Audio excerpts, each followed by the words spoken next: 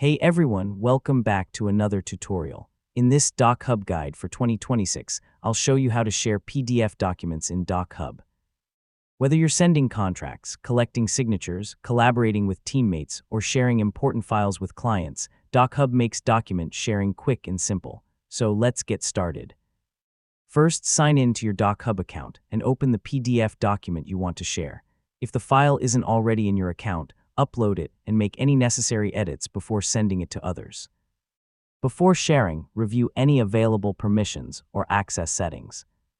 Depending on the document and your account features, you may be able to control whether recipients can view, comment on, edit, or sign the document.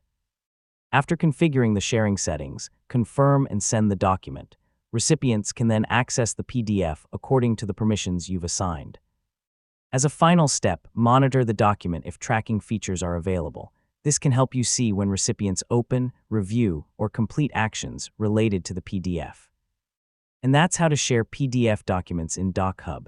By using DocHub's built-in sharing tools, you can securely distribute documents, collaborate with others, and streamline your document workflow. Thanks for watching, and I'll see you in the next tutorial.